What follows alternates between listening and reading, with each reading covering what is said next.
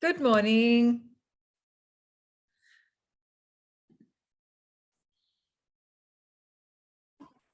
How are you feeling? Much better. That day I had just a bad cold, so I couldn't talk much. I said, no point, I Yeah. can't read. Yeah, I can imagine. How are you doing? As Oh, bright and lovely as ever. Radiant. thank you so much. So the same about you. Actually, I'm not an early riser. Huh? I'm a very bad. I sleep late. So Thursdays is a day I make sure I set my alarm early, get up, finish my walk, finish whatever else, So sweet. Thank you for doing this for me and for No, no. everyone. It's beautiful. Okay, let's finish this. We have to think of what we could do next. I was really wondering about that value of values because, frankly, spirituality comes only with self-growth. Right. Self-growth or self-purification is really cultivating and absorbing all the what they call the Devik Sampatti, Right. which is the highest values and the best qualities. So there's this lovely book, Value of Values. Okay. I guess you could access it online. I told you about teachings of Swami Dayananda. If for any reason you can't, you let me know. I'll try and get some copies picked up and send you a couple of them.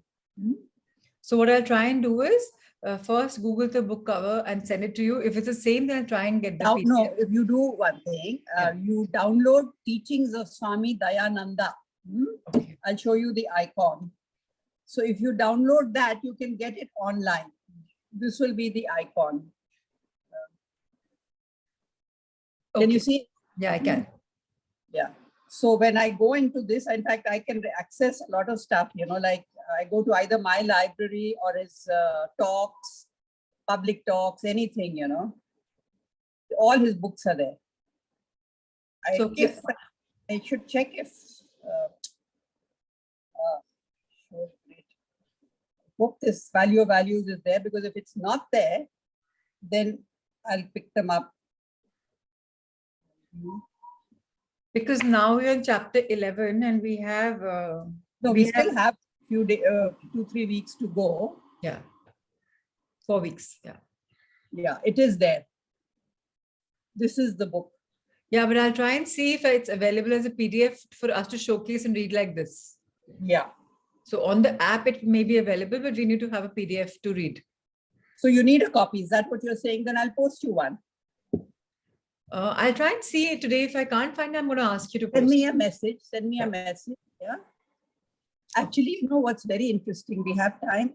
Another minute. So Puja Swamiji, before he passed on, he kind of, he has ashrams in different places, right? So he didn't want a hierarchical system.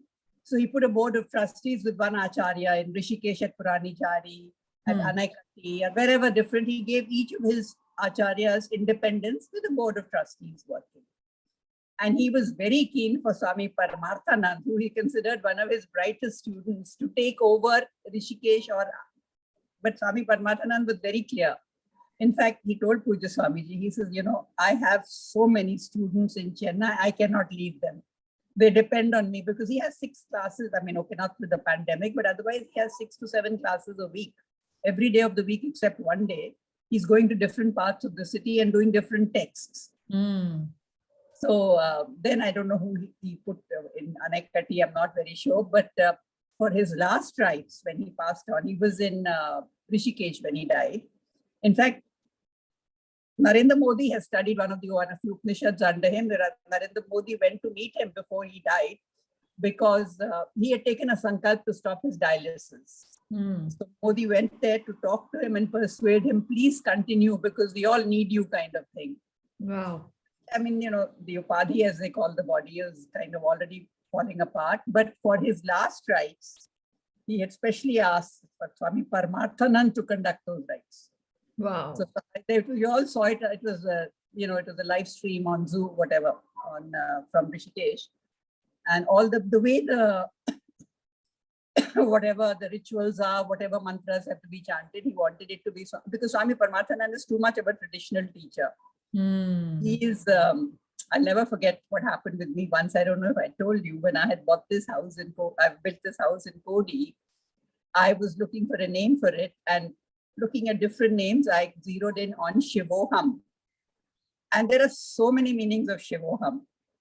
One being pure, undiluted consciousness. So I said, okay, I'm going to take that meaning. And I made the mistake of asking Swami Paramarthananda. And he had a couple of things to say. He says, you know, you can say it means this, it means that, but Shivoham, this is the actual meaning, this, that, and the other. And he says, you know, you're a lady. There's too much, there would be too much male energy in the, I don't know, whatever. So then I never named the house. Oh. A couple of my friends were telling me, you made the mistake of asking him, no, because he's too much of a traditional teacher. He's not going to, it's quite funny. Cute. Anyway, shall we start? Because yes. Today is interesting topic, Atma. Yes, let's do it.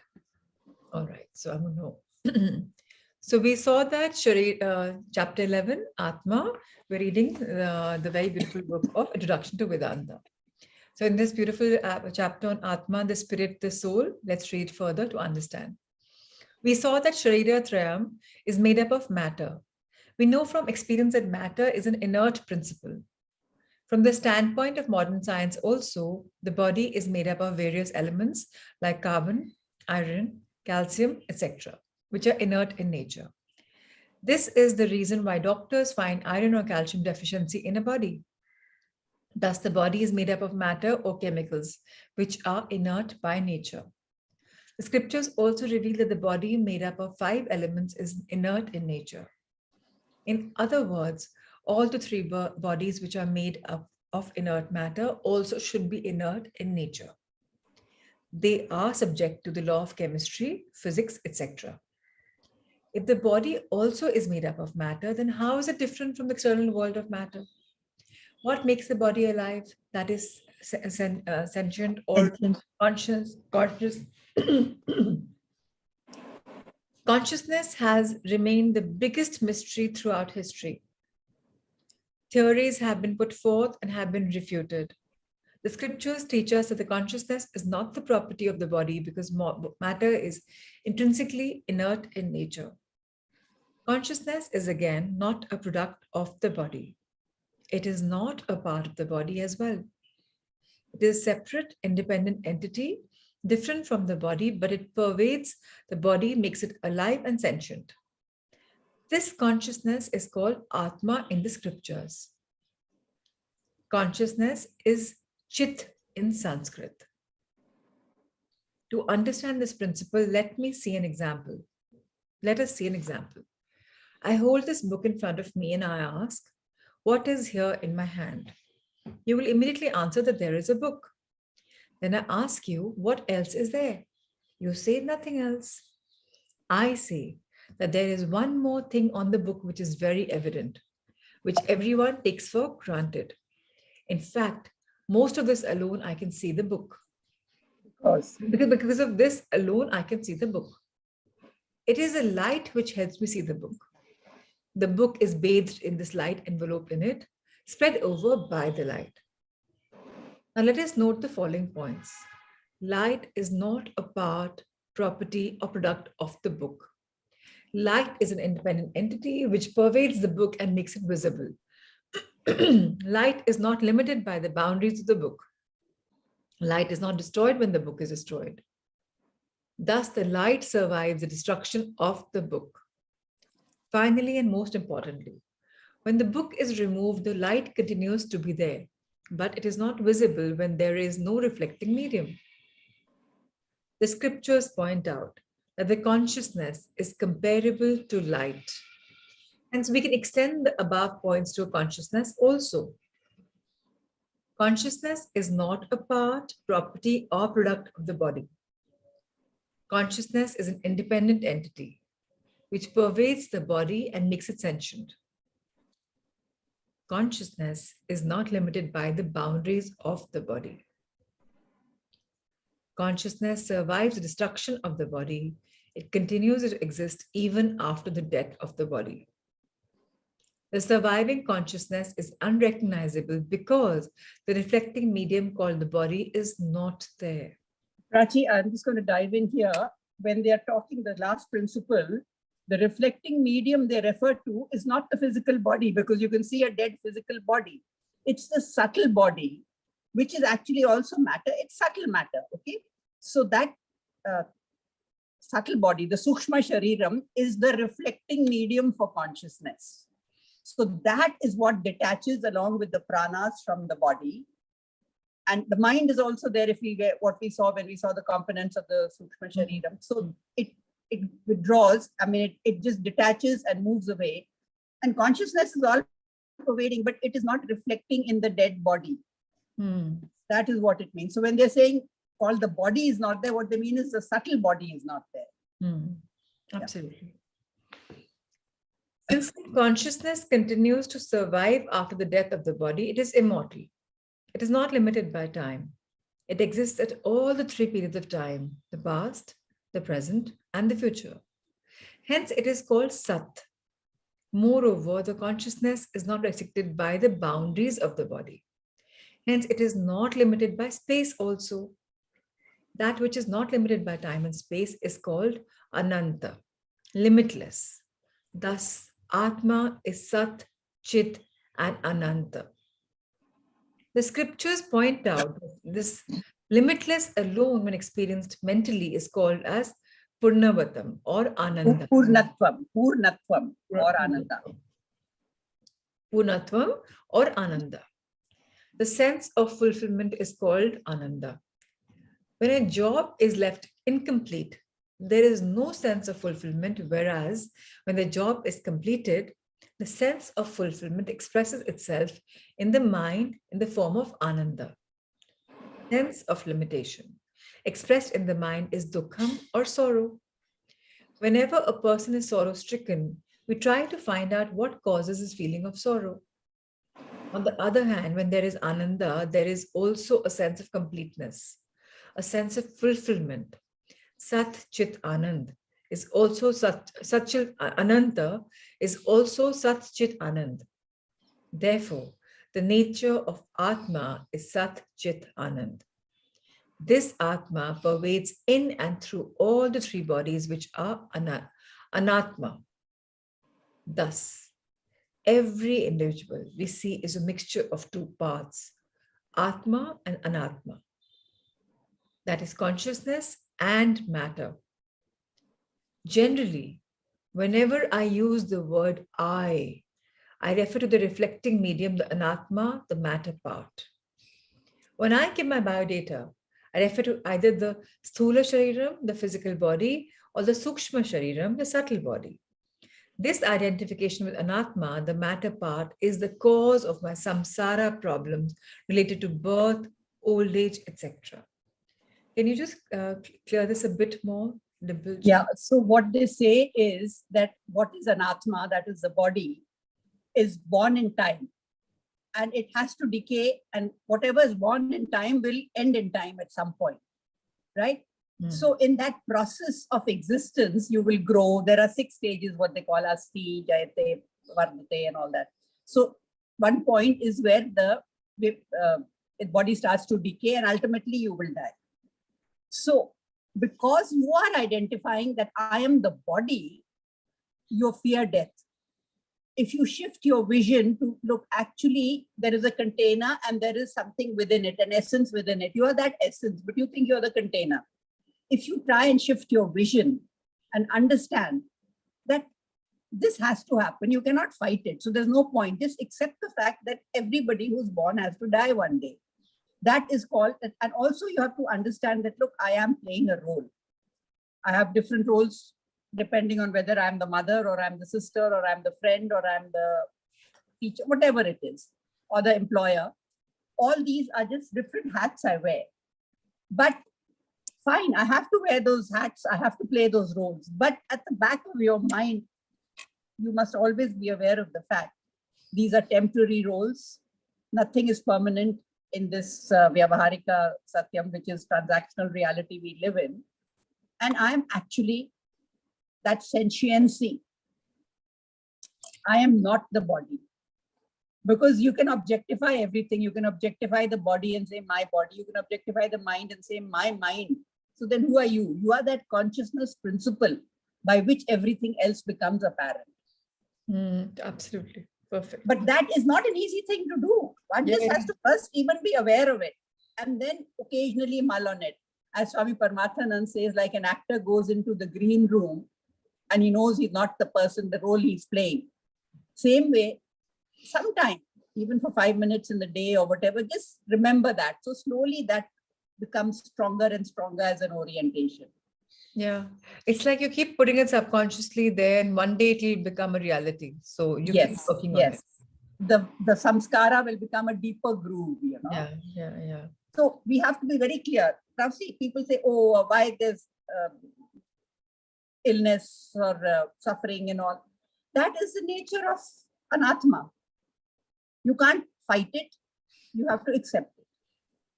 Like I spoke to my teacher the other day. I was quite unwell recently with a bad stomach infection. And I told her, I said, you know, all these years of Vedanta, but when I got that headache and I got that nausea, that time I can't remember I am Atma. I'm just thinking, oh my God, I've got this bad headache, it's hurting, or I've got nausea. So she said, listen, it's not something that can happen in one lifetime also. One probably has to go through a lot of lifetimes to get to the stage where you can detach. But at least you're on the path. Beautiful. Lovely. Shift of vision. Scriptures point out that we need to shift this vision from the anatma medium to atma, the consciousness part. Instead of identifying with and owning up the, I'm not Jada sure. Achetna Amsa. Jada Achetna Amsa. That is the inert, insentient part. Amsa. I never heard of Amsa. Amsa means parts. Like, you know, they talk about the different Amsas of an avatar. Like Lord Krishna was Purna Avatar with all the 16 or 14 Amsas, whereas Ram was not a Purna Avatar, which is why he didn't know who he was. Krishna was the ultimate Purna Avatar. So those are Amsas, they call them. So is it Amsa or Amsha? Because they have a hyphen on top. I'm not sure. Okay, because it should be Amsha, I think. Then maybe it's Amsha, I'm not sure. Yeah, okay. It's a Roman script, I don't know. Yeah, okay, anyways. So instead of identifying with the owning up of the Jada, Achetna and Amsha, shift the perspective to Achetna and Amsha to Sat Chit Ananda. What shall be my advantage if I shift the I from the Anatma to Atma? From the perishable decaying body, I have come to Sat. From Mrityu, mortality, I have come to Amritam, immortality. Thus, there is freedom from the sense of mortality to facilitate this shifting. The scriptures have named the consciousness as Atma. Atma means self. Body is called Anatma, the non-self. This shifting requires long training because our entire life pattern is governed by the assumption that I am the body. Adi Shankaracharya has said, Udara Nimittam Hakuresh. No, I'm not sure. Bhavkratveshaha, I guess. I don't know what it means. Anyway, he'll probably explain it. Yeah. Okay. So I go to school for getting a degree to get a job, for earning a salary.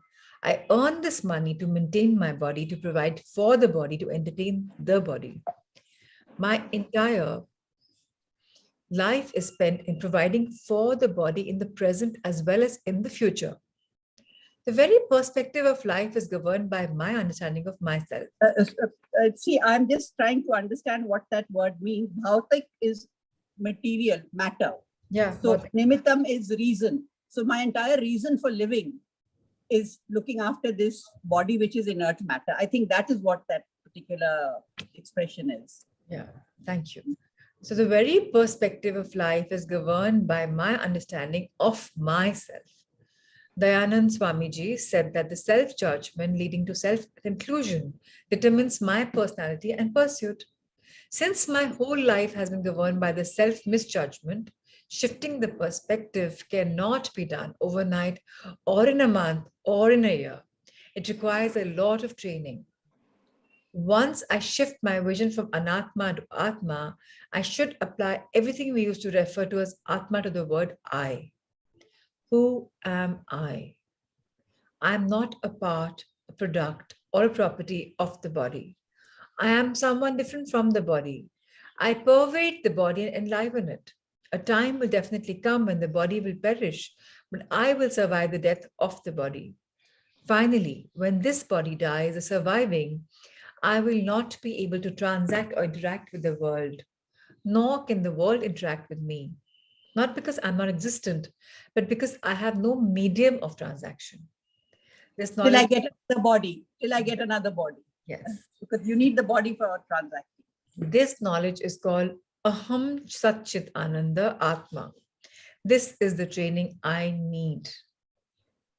But then how do gurus and masters and teachers who ascended and crossed over also connect with you through your consciousness when you meditate on them?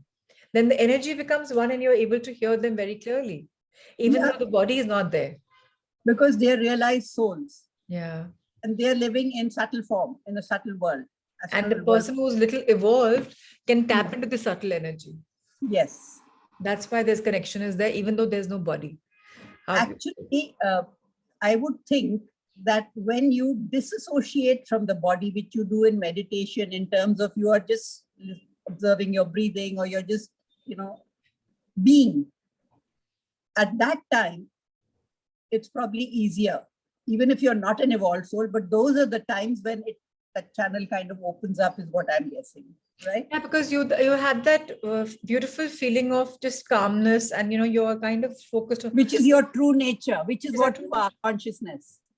So yes, meditation is very important for us to disassociate from this either body or either mind, because ultimately we are the soul, either Atma actually. The mind is always distracted with 100,000. Yeah. That is the nature of the mind. It's a monkey. Yeah. So when you are able to calm it down, like, when water is still, you can see the depth. When it is, when you've thrown a stone and there are ripples in it, you can't look down. It's only when the water is still. Similarly, only when the mind is calm will all this, pervade the mind. Understand? Yeah. To facilitate owning of the Atma, the scriptures give a certain pattern of thinking.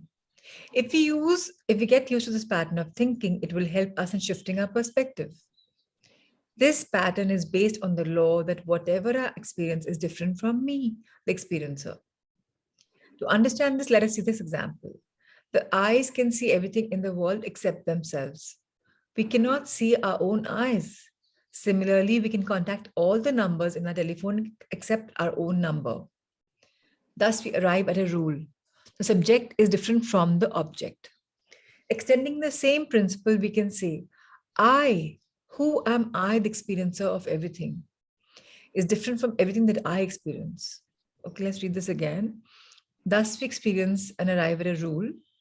The subject is different from the object, right? Extending the same principle, we can say, who am I? No, who am the experiencer of everything? Who's the experiencer? Who am the experiencer of everything, is different from everything that I experience. Absolutely. Absolutely. There is a simple rule. A subject and object can never be the same. A subject is always a subject. Object is always an object. Anything you objectify is not the subject. So I as subject. When I'm talking about the world or my house or my car or my book, I don't think I'm the world or the house or the car or the book. Yeah. I also say my body, but I think I'm the body. There I make the distinction. Right. That is our Beautiful. The entire world can be negated this way because it is clearly experienced by me, the experiencer. Everybody knows this. I'm not the book, I'm not the table, I'm not the donkey, I'm not the elephant, and so on. Then is the body experienced or not? We know that the body is intimately experienced. Every condition of the body is known to me. Similarly, the mind is also experienced by me. Every emotion is intensely experienced by me. Both the body and mind are objects of my experience. The objects of the external world are subject to arrival and departure. Similarly, the body and mind are also subject to arrival and departure. The body is accessible to me in waking only and not in dream and sleep. Similarly, the mind is accessible in waking and dreaming, not in sleep. Thus, the body and mind are objects of our experience like the external world. So all of them are anatma, different from me. However, the body and mind are intimately connected to me. So I mistake them as myself. They are included in the world I. When somebody asks me what I see before me, I enumerate all the things I see in front of me except the spectacles I wear on my eyes, though it is evidently an object. As I see things through the spectacles, it serves as a medium for perception, and I include the medium along with the subject. The physical body and the subtle body are more intimate to me than even my own spectacles, that I include these with the subject. So I have to learn to look upon the body-mind complex also as an object. I have to learn to look body-mind, though it is intimately closed by, So I have to learn to look upon the body-mind complex also as an object, though it is intimately close to subject. Right. This method of thinking to bring about the subject-object discrimination is called Drigdrashya Viveka. The discrimination between the experiencer and the experienced, the observer and the observed.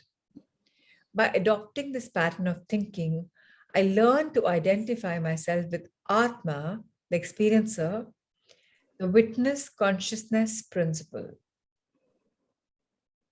So we always refer to it as BMS, body, mind, sense, the BMS complex, the body, mind, sense complex, And also this Drigdrishya Viveka is actually a brilliant text. It's, I think, 14 classes of an hour each, also on Swami Paramarthanand's website, Shastra Prakashika. I found it very, very, that was more of a game changer for me than just listening to all this, because it became so much clearer. Can't we read that immediately after this, after the introduction? It's actually a bit of an advanced text, and it goes into a lot of, initial part is fine, but then it goes into different kinds of samadhis and all that. So in fact, when my teacher, we redid it recently, because I've done it with Swami Paramarthanand, I've got my notes on that, but I also did it with Nandana. And she didn't go into that latter half. She stopped with the basic 30 verses or whatever it was. But it is a very good, Swami Paramarthanand's way of explaining it is very simple. She made it a bit more advanced when she did it with us recently. But if you just listen to those talks, they are brilliant. So if you actually, you'll have to go on and see what works best. I don't think I have a PDF for the Drigdrishya Viveka either, by, I don't know if Puja Swamiji has done a book on it. I'll try and see the app and see what works and resonates. And of course, you've told me also, so let's work on that. Yeah. So the problem is actually, I'll tell you, it's very hard because the body and the mind are so intimately, and from the day we are born, we are oriented to look upon the body and the mind sense complex as the I. So this is not an easy thing to assimilate. It takes time, but even to be aware of it, most people aren't even aware of the fact. So Sat Chit Ananta, Sat is basically the existence principle, that which exists in all periods of time. Right. Chit is the consciousness principle, and Ananda is actually Ananta, full limitlessness. when you're full and you're limitless, then what else do you need? Nothing. So there's not. That's why that particular Shanti mantra, na Purnamada Purnamidam. That's about this only. It's a beautiful book written on that also. Really? On the shloka book is written? No, Swamiji has written, I think, a book on Purnamadam Purnamada. Wow. Puja Swamiji, yeah. If you go over his library or books, I'll find. All lots of different because books. we chant that shlok when we start our mornings with the My Vedanta Guruji. So then it'll be lovely. Thank you. Actually, at the Gurukulam at Anekati, there are about 10 Shanti mantras. See, each of the Vedas, in each of they have different Shanti mantras. So we have learned them all. And they have to be chanted properly with the swaras. Yeah. Normally, when you say Shanti, Shanti, Shanti. But for Purnamada, if you see, it is Shanti, Shanti, Shanti. It goes down. Yeah. The other Shanti for this particular Shanti part. Absolutely.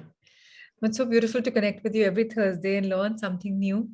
Even though what little I know. All of us know little, but it's so beautiful to share the little bit also that we know. That's how we are on this path of learning. No, when I suggested, somebody had said they'd like to do value or values. The thing is, what Swamiji has based his book on is in chapter 13 of the Bhagavad Gita, Lord Krishna talks of the Asuri Sampatti and the Devi Sampatti. Let me see. So he took those verses. We, in fact, are supposed to know them by heart, and of course I don't. So it starts off with verse 7, I think. Amanitvam, Adambitvam, Ahimsa, Shanti, Arjavam, Acharyopasanam, Shaucham, Stairyam, Atma Vinigraha. So 4 verses deal with 20 values. And then I think somewhere there are other verses which are about what are the values you mustn't have, which are called the Asuri Sampatti. So based on these 20 values, he's written that book. And the thing is, in study of Vedanta, first you have to go into self-growth, which gives you self-purification, which will lead to self-knowledge. So Karma Yoga is one aspect of it. That's why I thought maybe doing these value of values would be a good thing. Because, then when you become conscious of those values, you try very hard to absorb and cultivate them. Absolutely. Like one value I really learned, and we did this years ago, this particular course, there's a value called Arjavam. Arjavam. I think the root is from the Sanskrit word, which is the same thing as an arrow. Okay. And I realized that all our life we don't practice Arjavam. See, what it means is alignment of thought, word, and deed. We may be thinking something about somebody, but we'll never say it. Yeah. So vice versa, whatever. Yeah. So you must have what you are thinking is what you should say and what you should do. Basically, no hypocrisy. Yeah. And that's a brilliant value. So there's a lot of these values which are worth doing because it kind of makes you self-introspect a little. That's why I suggested, but you see what works. Yeah. No, I'm good to learn whatever you think it should be the right course. I believe all of us are channels, and you've become the channel for all of us on Thursday morning to gain some insight. It's all. Also, I'll tell you, it's a simpler text, and it really, it just makes you understand. It's actually quite nice. I think let's do it. Let's not get into a heavy text after this. We're getting the basics. Perfect. Everybody knows now what happens. It's a Sukshma Sharira that is born life after life, and then all your mind memories are there. All this little revision one can do. And let's do something else. And then after that, we can do something which is a little like maybe Drisha, if I can find the right book for it. Perfect. Okay. So I'm going to try and find the book, and I'm going to be in touch with you on a personal. All right. Thank you. Lots of love. Lots of love to all of you. Bye.